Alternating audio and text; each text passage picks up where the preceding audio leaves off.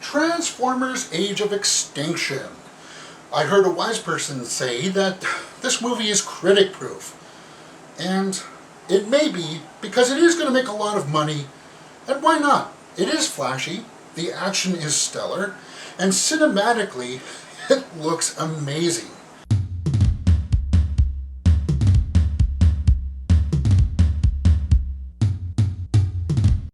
Alright, this is my review for the Transformers Age of Extinction that is directed by Michael Bay.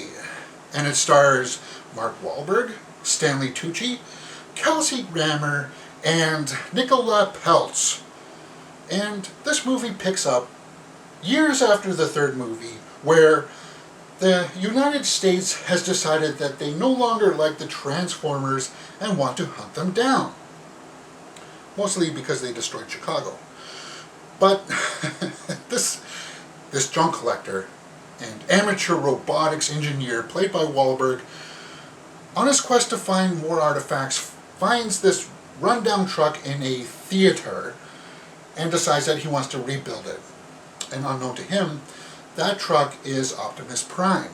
So let's talk about the acting. I felt that this is the type of movie that is well suited for Mark Wahlberg, because it just falls straight into his wheelhouse.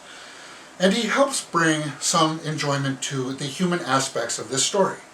The same could be said about Kelsey and Stanley Tucci, who played the villains of this installment.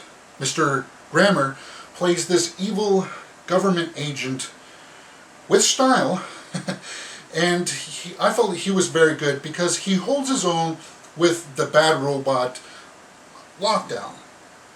Stanley Tucci starts off as this one-note villainous character, an engineer that's trying to reverse engineer the Transformers, but he actually has a little bit of an arc in this movie, and I enjoyed it. I didn't feel like his comedy scenes were over the top, and the funny scenes that he does, it wasn't raunchy comedy like the first couple of movies. Now, I can understand how movie critics out there and movie buffs look at Stanley Tucci and say, well, what's he doing in this? I know he can do better. Well, you know, this is a Transformers movie, and it's aimed towards a younger demographic, and he's just trying to have fun with it, and I don't fault him for that. So, yeah, the daughter, played by Nicola Peltz, I felt had some nice interactions with Mark Wahlberg. The boyfriend character also had a little bit of a nice little interaction with Mark Wahlberg. I don't fault the boyfriend for some weak acting. I don't. Because Mark Wahlberg just helps carry those scenes. And as far as the voice acting, Peter Cullen, always great. Cool to see Frank Welker in there. And John Goodman as Hound was awesome. Moving on, let's talk about the directing and the story together. 2 points. I felt like, yes, this movie is too long. They could have easily cut out half an hour of this, and it still would have been tight. That being said, the other point is, well, it felt like they left out some crucial points about the villain and what he was doing there, who was really commanding him. And I thought that might be addressed in some post-credit scene, but it wasn't. And of course I felt like the Transformers could have used a lot more screen time. Aside from Optimus Prime and Bumblebee, Hound was the real standout here, and I enjoyed what they were doing with Lockdown. And I also really liked what they were doing with Galvatron. I didn't mind the change in the mythos of that character. And here it is. I felt like this was the first live-action Transformers movie that felt like it belonged in the Transformers universe. And I don't mean that from what they were doing with the robots. I mean that in the manner in which the story was unfolding. Because, yeah, the dialogue, you know, it was a little too cartoonish. But, you know, that's the source material. And I can't fault them for that. But what I can fault them for, and what I can complain about, is the Dinobots. Now, I know the casual fan out there, and, you know, previous fans of this franchise probably will like the Dinobots.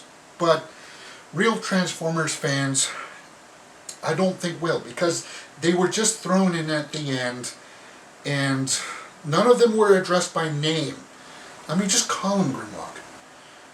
In fact, you know what? He needed to say at least 3 words, and if he did, then I would have been on board. All he had to say was, me, Grimlock, King. And then I would have been, yes! That would have been Michael Bay taking the bat and hitting one out of the park. I'm not sure why he didn't. Me, Grimlock King! We'll never know. As far as the cinematography goes, I thought it was very well shot. All the action scenes looked crisp. The effects were right up there. I liked all the locations, especially in China. There was this nice fight scene between Mark Wahlberg and an evil agent played by Titus Welliver in this apartment complex. It just looked awesome. There were a few over-the-top handy-cam shaky scenes, but that's just a minor quibble. Alright, let's rate it. I'll say yes for acting. I will say yes for cinematography, and despite some of the shortcomings with the story, I will give half a point for the directing. I'm going to give half a point for the story, and the score. Actually, I'm going to give half a point for that too, because there was a point in it where I was like, wait a minute, what was that I heard? And I don't mean the soundtrack with Imagine Dragons. I mean the actual orchestra themes in this. There was something in it that piqued my interest. So half a point for that. That's 3.5 out of 5 for technical points. Wow. And how I felt about it, this is how I really felt about it. The product placement in this movie was atrocious. Especially when there was this scene where this beer truck crashes and beer spills out all over the place. It just could have been a little more subtle. As far as the racial stereotypes go, the guy in the elevator, he just punched him. It didn't look like martial arts to me.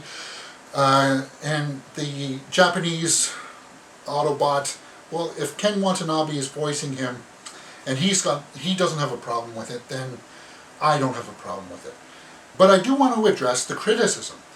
I mean, I have read some of the average moviegoer tweets where they rage against the critics saying that we're all wrong and that this is a 10 out of 10 movie. If you feel that way, I would venture to guess that you probably think that The Godfather and The Empire Strikes Back are boring. And that's troublesome for me, because I know that this movie is going to make a lot of money, and I don't want it to be just because a lot of the movie-going audience out there just wants to go into a film, turn off their brain, eat their popcorn, and look at all the pretty lights and explosions, and no, it doesn't sit well for me. Because where a movie like The Edge of Tomorrow, which is a better movie than this, is going to struggle to even make half of the money that this is going to. And one more point about criticism. I've seen the videos of people coming out all hyped up and they're saying that this is non-stop action.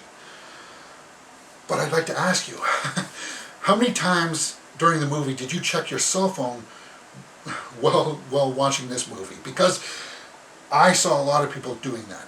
All that being said, let's give my rating. I gave this a 3 out of 5 for my points. That totals a 6.5 out of 10 for the Transformers Age of Extinction.